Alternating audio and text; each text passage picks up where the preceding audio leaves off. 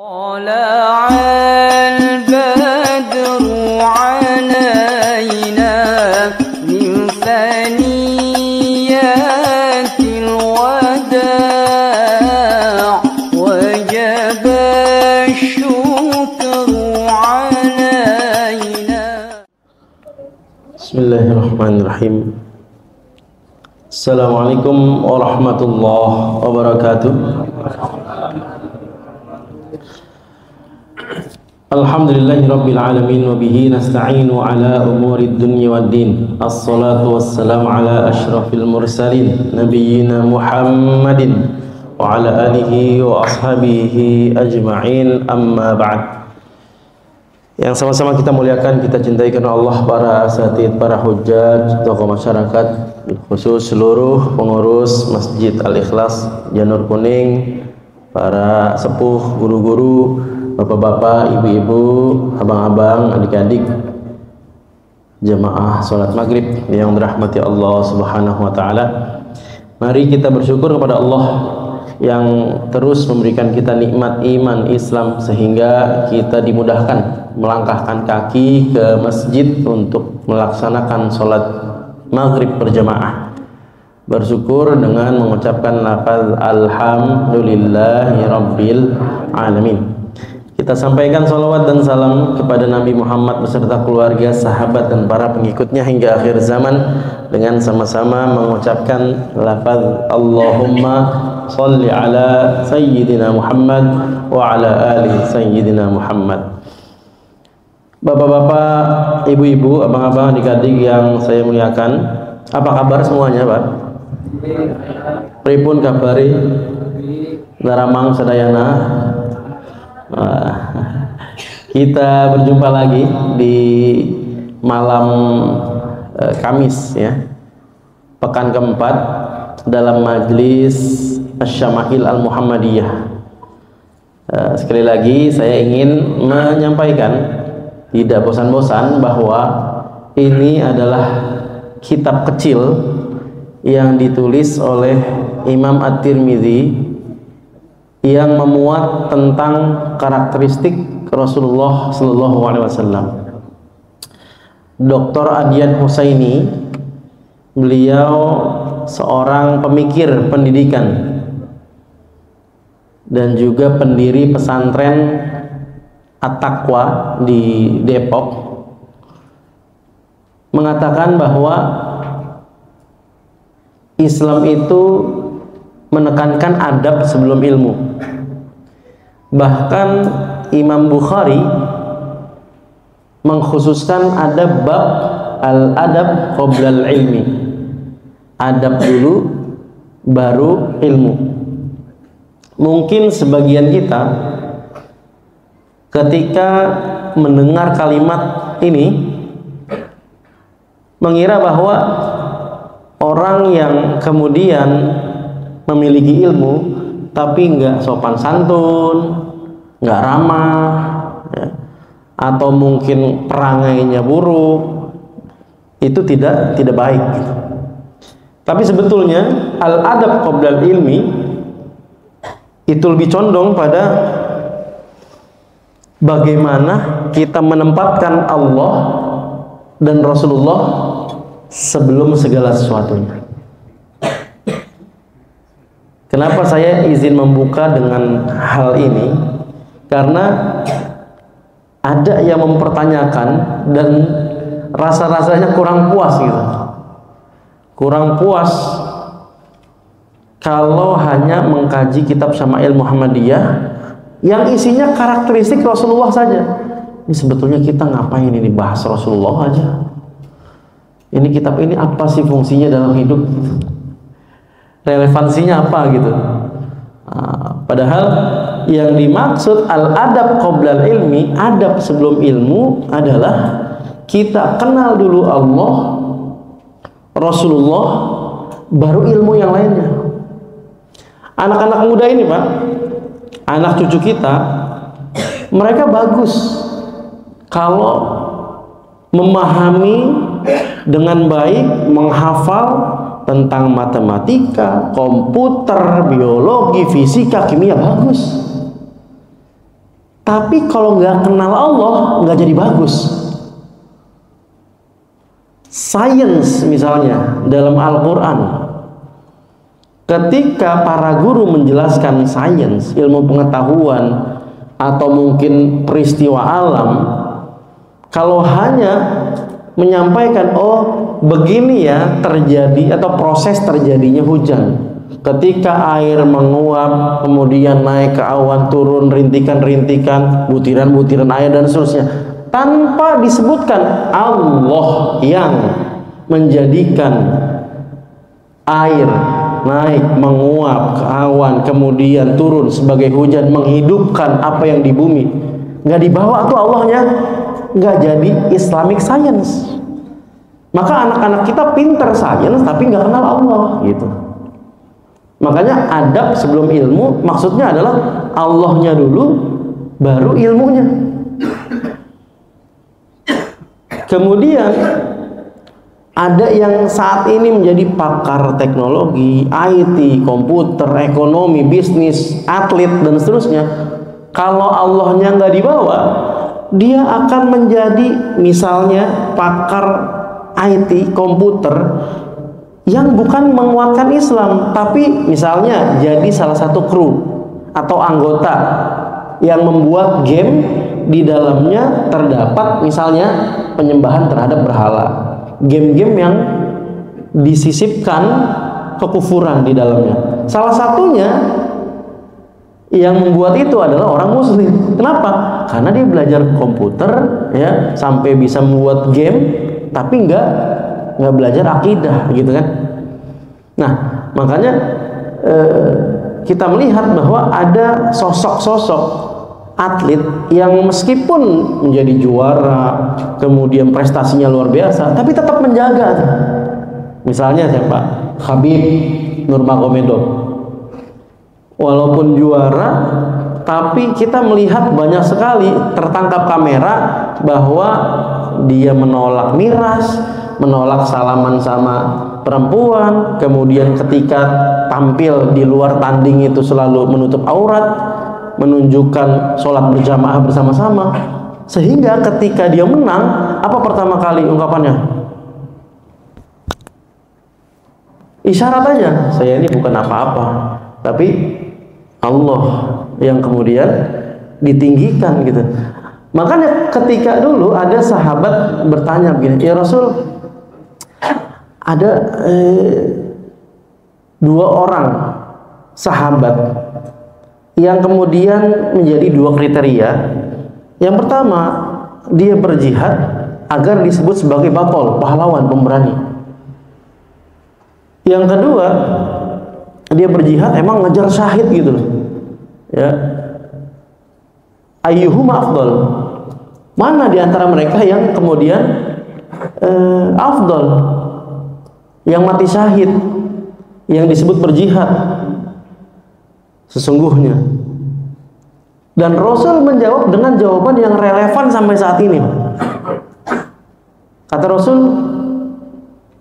man jahada fi sabilillah litakuna kalimatul Allah hiyal ulya fahuwa fi sabilillah. Siapa yang berjihad, berperang ya, untuk meninggikan kalimat Allah, maka dia fi sabilillah gitu. Jadi kalau ada yang saat ini kemudian misalnya berperang, berjihad, yang ditinggikan adalah bendera ormas kah misalnya ya, jam'iyah, kumpulan, komunitas, maka Allah itu nggak bisa dibohongin, kan begitu. Yang niatnya, Islam kan innamal a'malu binniyat.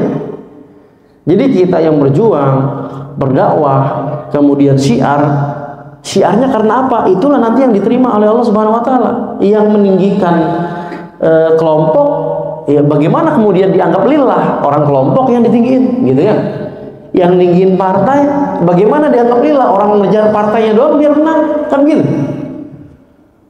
Yang meninggikan ormas, bagaimana kemudian lillahnya dianggap sama Allah, karena dia di depan matanya ormasnya biar terkenal terus, kan begitu. Litakuna kalimatullahi hiyal ulya. agar kalimat Allah itu tinggi, baru ini disebut fisabilillah gitu. Nah, artinya Allah dulu. Makanya banyak para ulama itu di awal-awal dars gitu ya, mulazamahnya mereka memilih bab tauhid, ya, akidah gitu. Termasuk di antara bab tauhid adalah Asmaul Husna. Asmaul Husna itu kata sebagian ulama min a'zamil ulum yu'allimuha al-muslimun. Asmaul Husna di antara ilmu-ilmu yang paling mulia yang harus diajarkan oleh orang-orang muslim kepada sesamanya. Kenapa? Karena khusus fokus bahasan tentang Allah aja. Ya, pembahasan apa yang lebih mulia dibanding pembahasan tentang Allah kan begitu. Nah, termasuk yang kita kemudian setiap bulan mulazamah mengikuti terus, yaitu tentang Rasulullah Shallallahu Alaihi Wasallam. Lah kita selama ini Pak nyari-nyari kunci sukses, ada yang kursus seminar, ada yang macam-macam, ngikutin cara suksesnya misalnya nih Steve Jobs, mengikuti cara suksesnya Robert Kiyosaki, mengikuti cara suksesnya apalagi tuh Mark Zuckerberg, ya Zionis lagi di Facebook gitu kan. Tapi kok nggak lebih getol gitu, nggak lebih semangat untuk ngikuti cara suksesnya Rasulullah gitu. Dari segala bidang kan Rasulullah kesuksesannya jelas gitu. Bisnis sukses, jadi orang baik sukses, al-amin, dipercaya amanah gitu. Jadi suami sukses, jadi ayah sukses, dunia akhirat diampuni dosa-dosanya gitu. Kenapa nggak lebih getol untuk nyari kesuksesan yang udah jelas dijamin? Michael H. Hart itu kan memposisikan Rasulullah itu sebagai orang pertama yang timeless ya, nggak terbatas waktu, menjadi orang yang paling berpengaruh di dunia kan gitu. Siapa? Rasulullah. Hidup sosialnya sukses, ya dunia akhirat sukses semuanya, banyak aspeknya gitu. Nah, kenapa nggak lebih ngenalin Rasulullah gitu dibanding yang lain-lain dulu? Maka kata Dr. Adi Husaini, ini anak-anak kita yang lebih ahli bahasa Inggrisnya, Mandarinnya misalnya, tapi nggak ngerti bahasa Al-Quran, nggak bisa baca Al-Quran, maka nih lompat nih adabnya. Nah, saya juga ingin menyoroti bahwa saya pernah ketemu temen dulu, dia mu'alaf, ya, kemudian dia tertarik dengan pemikiran Pak, yang dipelajari itu tentang spilis ya, sekularisme, pluralisme, liberalisme, semuanya tuh pelajari dia. Kalau ngobrol tinggi itu pembahasannya, bukan tinggi sombong, enggak, cuma berat gitu. Kemudian ketika kita safar, dia nggak ngerti itu. Sholat jamaah qashar, maaf nih, jamaah qashar maksudnya gimana ya? Caranya gimana? Lah ini lompat. Harusnya mu'alaf itu diajarin dulu gimana cara sholat, ngaji, kan gitu. Cuma memang dia bilang, memang dulu ketika baru masuk Islam itu bisa dibilang nggak ada bimbingan serius yang sistematis gitu. Makanya wajar dia mencari sendiri. Nah ini PR Pak. Alhamdulillah sekarang kan ada mu'alaf center ya. Mudah-mudahan cukup itu energinya, kuantitas para pendakwahnya untuk membina orang-orang yang baru masuk Islam gitu. Karena banyak yang lepas setelah masuk Islam, nggak ada yang bimbing. Dia bingung belajar dari mana dulu kan gitu. Saya bilang, Bang, waktu awal masuk Islam nggak langsung belajar sholat dan seterusnya. Itu dia nih yang aneh sesali nih, aneh sampai sekarang nih masih awam nih. Tapi jago tuh ngomongin sekularisme, liberalisme, pluralisme, jago. Ya udah Bang, kita dari dasar lagi aja nih Bang, sambil safar, sambil ngobrol, akhirnya sambil ya tentang sholat, tentang Quran. Iya Pak. Lah sekarang gini Pak, bapak-bapak, ibu-ibu, mungkin anak-anak di rumah itu, jago-jago Pak ngomongin keuangan, akuntansi, jeger-jeger lah pokoknya. Tapi disuruh baca Quran nggak ngerti, ya gimana itu? Kata orang Jawa pripun nih kok. Kata orang Jawa kan gitu. Gimana ceritanya kita lancar bahasa Inggris, literatur Inggris semuanya dilahap, tapi baca Quran nggak ngerti, gimana itu? Lompat adabnya. Nah, makanya kita pengen nggak usah jauh-jauh nyari kunci sukses, ya baca tentang Rasulullah, sirah nabawiyah, baca gitu. Nah, ini kan mukadimah. Sirah tuh genrenya masing-masing. Ada sirah yang membahas perang doang, ada sirah yang membahas tentang istri-istri Nabi saja, ada sirah yang membahas tentang karakteristik Nabi. Nah, ini salah satunya genre-genre. Kalau musik ada genre-genrenya, rock ya, ada pop ya, ada blues, ada jazz ya, rock and roll, macam-macam. Nah, genrenya sirah macam-macam juga, Pak. Bapak mau genre sirah yang Nabi berperang aja ada yang tentang istri-istri Nabi aja ada yang tentang karakteristik fisiknya Nabi, cangkirnya Nabi, bacaan Qurannya Nabi, ada kan gitu. Makanya penting tuh. Kita nih diajak balik lagi ke zaman batu, zaman kuno nih, bahasa itu lagi itu. Lah, itu lagi belum kelar. Gitu. Belum khatam itu. Bagaimana mau lompat-lompat? Misalnya ini saya contoh doang nih. Ini sholat kita berjamaah. Bapak lagi diare di soft depan. Mules, Pak, ditahan, ya Allah, muka sampai mengkerut, Pak, nggak ditahan, takut tembus. Gimana tuh? Lah, kan kudu belajar fikih, gitu, Pak. Nah, itu penting itu, Pak. Penting. Tiba-tiba bukan kitanya nih yang diare, Ustaz Basit lagi ngimamin diare dia. Waduh, nggak kuat, keluar. Lupa ngasih kode, saking mulesnya keluar dari situ. Gimana itu yang belakang? Kan begitu, Pak, perlu. Ya tinggal maju, ya Bapak, ya Pak Haji yang ngerti ngaji fikih sering hadir. Kalau Pak Haji lagi sakit, Pak Haji lagi pulang kampung, lagi lebaran, banyak yang pulang kampung, yang ngerti fikihnya nggak ada yang hadir, yang ada di soft depan yang nggak ngaji fikih, gimana? Nah, itu penting, Pak. Jadi yang dasarnya kelarin dulu, baru yang lain-lain gitu. Makanya nasihatnya Ustadz Syihabuddin Mudir ya, Ishkarima Santren Tahfidz, oh ini nih apa kiainya siapa, Panji itu sering bilang, ya kalau bisa itu ya muslim itu targetin ya, nggak ada salahnya nargetin anak, itu nggak ada salahnya gitu, bukan nuntut anak, bukan nge-push anak, nggak ada salahnya, insya Allah. Targetin lah 10 tahun misalnya, anak selesai gitu tahsin 30 juz, tahsin aja dulu. Misalnya nggak mau nge-push anak, nggak mau bikin anak stres, ya udah tahsin aja. 10 tahun selesai tahsin 30 juz misalnya, bagus, afdol dibacakan orang tuanya. Ayo nak baca ya, Bismillahirrahmanirrahim, ikutin Bismillah terus sampai Anas gitu, hatam 10 tahun selesai 30 juz, hatam tahsin. Mau lanjutin tahfiz afdol gitu kan. Ada lagi yang kecerdasannya luar biasa, yang di luar, di atas rata-rata, sekalian dari kecil tahfiz, woi mantap gitu kan. Nah, saya punya sahabat yang satu umur 11 tahun selesai hafal Quran. Jadi kelas 6 SD, pas kelas 6 dia ditarik sama orang tuanya ya, dimasukin pesantren tahfidz, selesai setahun atau 2 tahun, saya lupa, 2 tahun kayaknya. Terus lanjut lagi ngambil ijazah dulu PKBM kan ya, atau mungkin lanjut di sekolahnya, saya lupa ingat juga. Kemudian akhirnya lulus SD, lalu masuk pesantren. Ya Allah, Pak, itu di pesantrennya sampai lulus terkenalnya tuh, wah dia mah hafalannya merem aja, hafal ya, jarang murojaah, lengket banget, Pak. Wah, Masya Allah.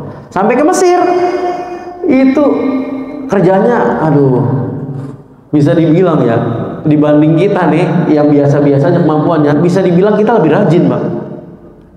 Belajarnya lebih rajin.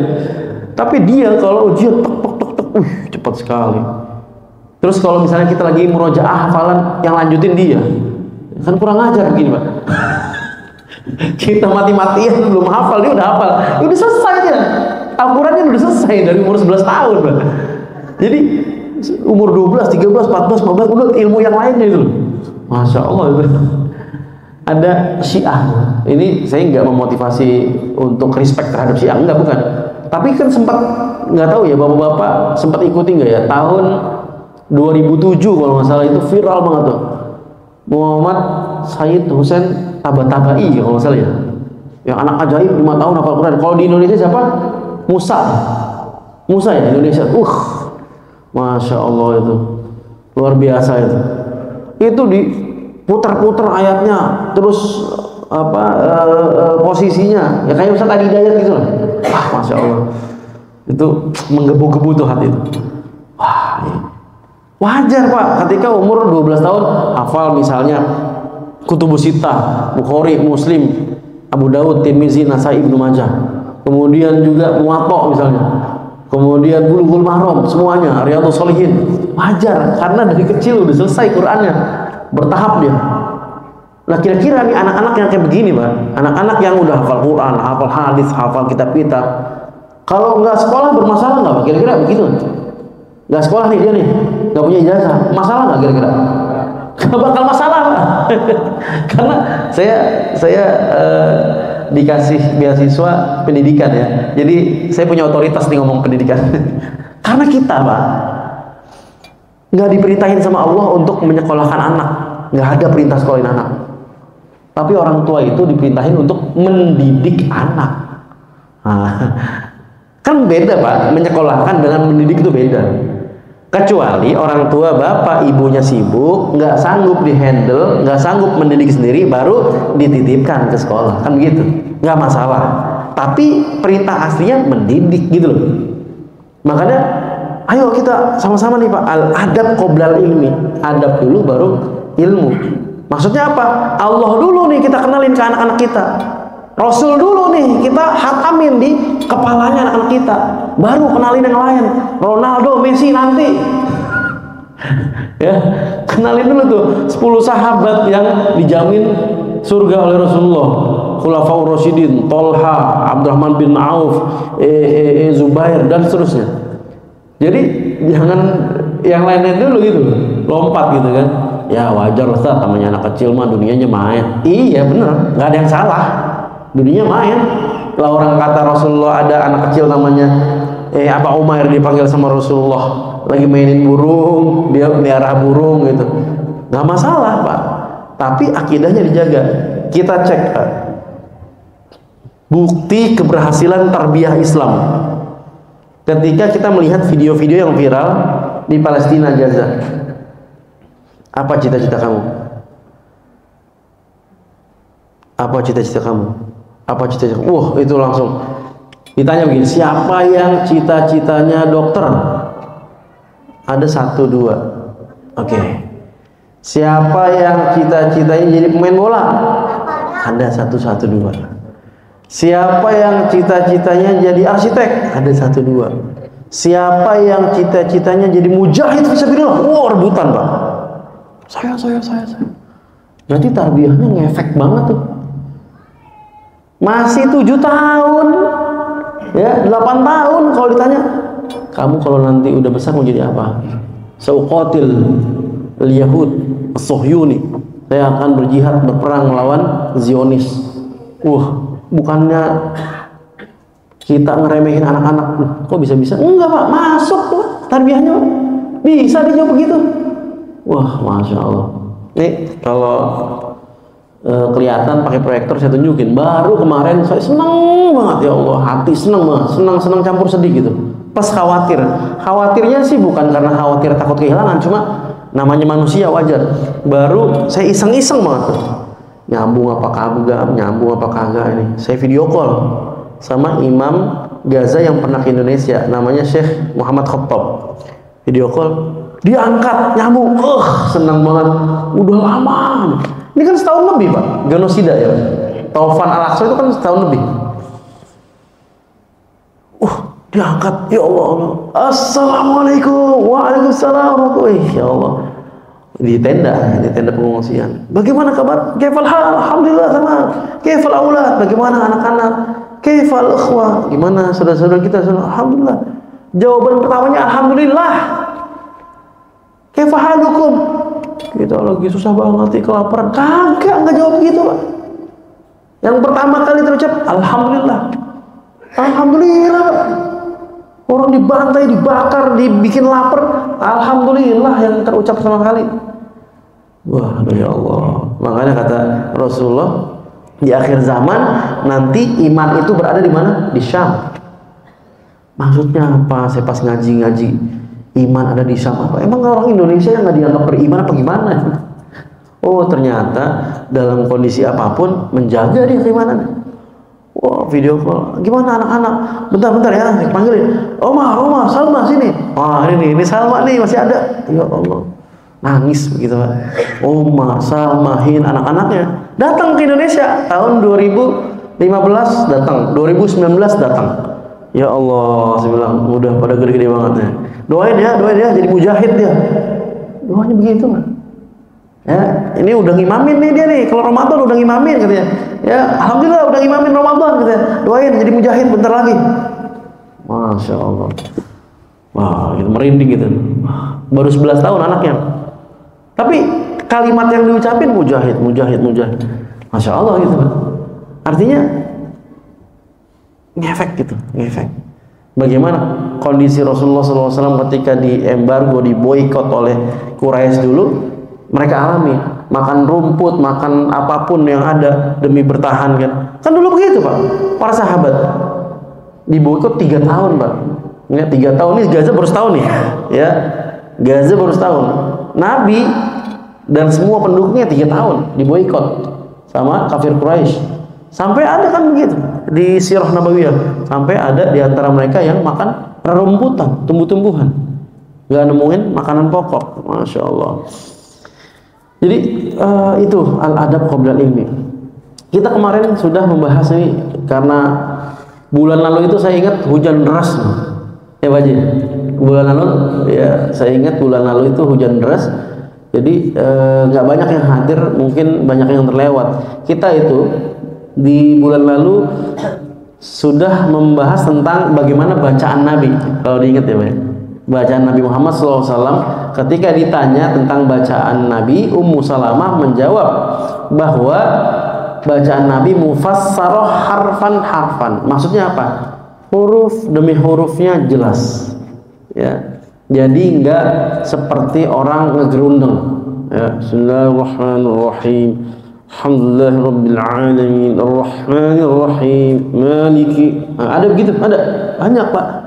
Sih ini imam kok bacanya kayak orang ngerendeng gitu, ada gitu. Kemudian setiap hurufnya jelas, setiap hurufnya sesuai makhrajnya. Ya, karena kalau makhrajnya berubah, maka namanya kesalahan jali. Kesalahan ada 2, lahan. Jali, khofi, kan gitu. Jali yang merusak tatanan bahasa, berubah harokat, berubah makhraj, salah sifat sebagiannya bisa masuk kesalahan jali. Kalau kesalahannya jali terjadi di Al-Fatihah, maka tidak sah. Alhamdulillahi rabbil alamin. Dibaca apa Pak? Alhamdulillah dibacanya. Alhamdu ya, al-ha yang benar kan ha. Alhamdulillah artinya segala puji. Kalau alhamdu, kehancuran, ya, kebinasaan. Iya. Alhamdulillah, bahaya. Oh, ternyata ada di dalam fiqih Syafi'i ada rukun qauli, ada rukun fi'li. Gitu ya, Pak? Rukun qauli semua yang terkait dengan bacaan-bacaan. Takbiratul ihram itu rukun. Rukun qauli. Wah, saya selama ini kalau takbiratul ihram takbir aja. Ternyata itu rukun ya. Kalau salah berarti salah dong. Lah iya, Pak. Allahu Akbar. Lah, panjang akbar. Atau A-nya panjang. Allahu Akbar. Bener nggak Pak? Salah. Wah, salah. Terus gimana tuh? Saya begitu tuh biasanya tuh. Nah, ini dia Pak, lompat nih, hadap sebelum ilmunya, lompat ini. Allahu Akbar. Itu namanya tashil Pak ya, kalau di tajwid itu tashil. Double AA, Allah. Jadi Allah begitu. Tashil namanya. Dalam bahasa Arab itu ada a, hamzah istifham, question, tanda tanya. Jadi kalau kita baca Allahu Akbar, Allahu Akbar artinya apakah Allah Maha Besar? Baru mulai sholat udah mempertanyakan Allah. Salah Pak. Oh begitu ya? Iya. Wah, ngeri-ngeri juga. Saya bukan takut-takutin, enggak. Ini kadang-kadang kan gini, kadang-kadang tuh ngebawain Islam itu kalau membawakan dengan asma Allah yang namanya Al-Jabbar, Al-Qahar, tegas, kencang, orang-orang pada kaku. Mau dekat sama kita, mau galak orangnya, mau nanya, nggak berani gitu kan. Tapi kalau membawakan Islam dengan Ar-Rahman Ar-Rahim, orang-orang bisa ngeremehin karena saking baiknya gitu kan. Makanya kadang-kadang nih perlu di tengah-tengah nih. Jadi saya nggak nakut-nakutin ya, enggak, saya nggak nakut-nakutin bapak ibu enggak. Tapi saya mengatakan bahwa kalau salah baca, salah makna, udah gitu aja. Terkait dengan pembahasan bacaan Nabi. Nabi itu harfan, huruf jelas, sesuai makhraj, sesuai sifat, sesuai hukum, detail. Itu saya kasih contoh salah satunya. Jangankan masuk Al-Fatihah, Allahu Akbar aja bisa jadi salah nih. Allahu Akbar, apakah Allah Maha Besar? Kan begitu artinya. Waduh. Nah, jadi penting nih Pak, rukun qauli dicek. Apalagi rukun qauli? Al-Fatihah diantaranya. Ya. Kemudian apa? Tahiyat. Kalau Al-Fatihah udah banyak, udah sering dibahas, udah tahu, udah paham. Ini kita juga lagi tahsin, lagi masuk kelas Quran lagi. Bismillah dah kita. Oke. Tapi ternyata ada yang lupa bahwa tahiyat ya. Tahiyat itu tasyahud itu rukun itu. Jadi kalau kita baca at-tahiyatul salah Pak. At-tahiyyah. Ayo sampai yang masih at-tahiyat. Kan ngafal zaman dulu ya, masih bocah-bocah kita dulu ngafal at-tahiyatul mubarak, panjang taknya gitu. Asyhadu an la ilaha illallah. Nah, asyhadu an la ilaha aman, gampang semua. Karena Allah luar biasa nyiptain kalimat yang akan dibawa sampai akhir wafatnya, sakaratul mautnya orang itu gampang. Kita nggak perlu mangap-mangap, nggak perlu nempetin dua bibir, bisa la ilaha illallah, semuanya dari lisan semua. Agar apa? Agar gampang nanti ketika sakaratul maut, luar biasa. Tapi kadang-kadang nyangkut di syahadat Rasul, asyhadu anna Muhammad. Wah, Muhammad. Wah, iya ya. Nyangkut dong kita di tahiyat. Enggak sah dong. Ya iya, Pak. Orang rukunnya sawah kagak sah salatnya. Gitu. Kan gitu, Pak. Oh iya. Waduh. Makanya di antaranya juga yang penting itu kan dari zaman ke zaman, Pak. Fikih kagak pernah mati dibahas. Kagak ada matinya tuh bab fikih. Ya Pak, dari dulu sampai sekarang fikih ada terus dibahas. Bapak apalagi sholat lagi nih. Iya, karena ada sebagian masjid yang nggak kelar-kelar. Udah selesai, babnya udah kelar, diulang lagi. Kenapa? Karena kagak ada yang nyerap. Nah kalau gini cakep nih tuh nulis. Kata Imam Syafi'i, ilmu itu seperti hewan buruan. Kita memburu hewan, udah ketangkep, kita diemin apa kita ikat? Ikat, ilmu diikat dengan nulis. Oh, nulis hafal praktek, nulis hafal praktek. Nah, kebanyakan prakteknya di masjid-masjid kan jarang. Ya, jarang. Yang banyak apa? Jiping kan Pak, jiping. Ngaji kuping kan? 5 langkah dari masjid lupa lagi, bener nggak? Untung ada rekaman nih. Jadi kalau nanti lupa, buka channel apa? Ahlan wa sahlan. Ahlan wa sahlan community ya, atau net. Jadi enak tuh bisa murojaah. Untung sekarang ada kemajuan teknologi gitu kan. Nah kalau dulu kagak ada rekaman dokumentasi, apaan tadi ya lupa. Apalagi kalau di tradisi Nahdiyin, NU tradisinya, ada makan-makannya, ada beseknya. Pak, tadi ngaji bagus, materinya apaan? Apaan ya gue lupa. Katanya bagus, beseknya sih bagus ya. Beseknya yang bagus, ilmunya lupa. Nah itu Pak. Nah, jadi kesaksian Ummu Salamah, Nabi bacanya detail, huruf demi huruf ya. Kemudian Anas bin Malik ditanya juga tentang bacaan Nabi, katanya maddan. Maddan itu artinya mat tabi'i, panjang. Oh berarti bacaan Nabi panjang? Enggak. Maksudnya adalah proporsional. Panjangnya mat tabi'i dibaca segitu, panjangnya mat jaiz dibaca segitu, panjangnya mat wajib dibaca segitu. Jadi proporsional. Ditanya lagi Ummu Salamah, gimana bacaan Nabi? Karena Nabi sallallahu alaihi wasallam yaqta, bacaan Nabi itu qata, putus akhir ayat, putus akhir ayat, putus akhir ayat. Ya, akhir ayatnya Bismillahirrahmanirrahim, putus. Alhamdulillahirabbil alamin, putus. Ar-Rahmanir-Rahim, putus. Terus sampai waladhdallin, putus. Ya. Jadi enggak satu napas satu Al-Fatihah habis. Itu khusus Ramadan. Jalan tol itu ya. Kalau di ahli kelas ini mah kagak ada ya. Alhamdulillah ya, dipilih imam-imam yang terbaik ya. Tapi masjid-masjid yang lainnya masih banyak Pak. Satu napas habis, ya, minimal 2 napas lah, maksimal ya. Baik, selanjutnya ditanya nih Ibunda Aisyah, gimana bacaan Nabi? Jadi banyak yang ditanyain tentang bacaan Nabi. Siapa yang tanyain? Orang-orang rumahnya atau orang-orang yang bantu di rumahnya. Siapa? Anas bin Malik. Ibunda Aisyah istrinya, gimana sih bacaan Nabi? Apakah bacaan Nabi yusirrul bil qiraa'ah au yajhar? Kalau baca Quran di Qiyamul Lail itu sir atau jahar ya. Qalat kullu dzalika qad kana yaf'al, semuanya pernah dilakuin Nabi. Nabi tahajud pernah sir, bismillahirrahmanirrahim, iya. Nah, itu sir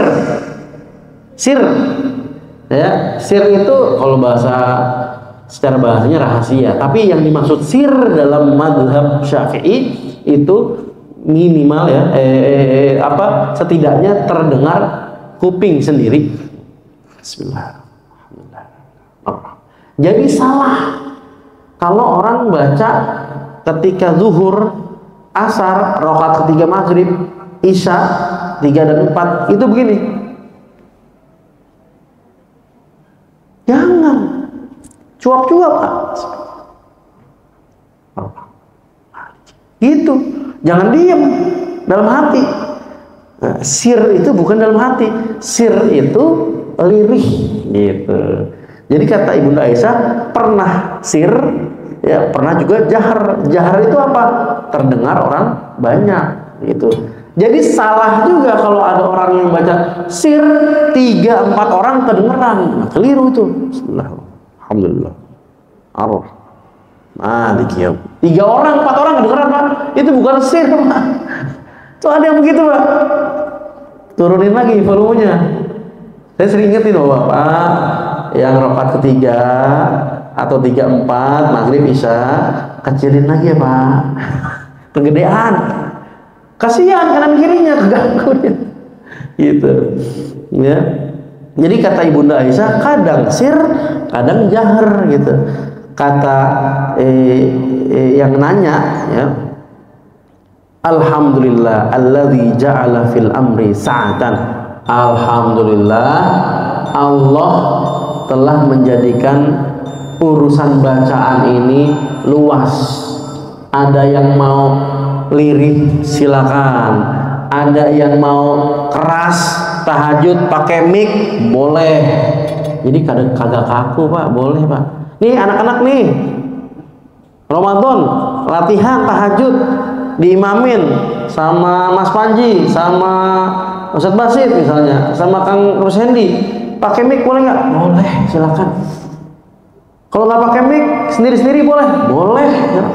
Ada contohnya, ada saksinya, ada riwayatnya, sahih. Jadi kata si penanya, alhamdulillah ini agama enak, luas.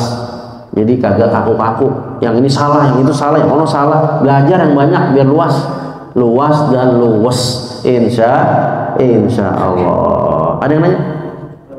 Iya. Tadi Allahu Akbar itu pada saat ada yang bilang yang salah kalau dipanjangin. Gimana kalau ada imam dari berdiri sampai sujud dia Allahu Akbar. Akhirnya kan makmumnya jadinya ada yang udah sujud duluan, ada yang menunggu sampai Akbar sujud. Itu gimana Ustaz yang Iya, tadi yang bermasalah itu kalau yang panjangnya Allah sama Akbar, ya itu berubah makna. Tapi kalau Allahu Akbar itu nggak berubah makna. Nah, karena Allah sama aja maknanya. Gitu.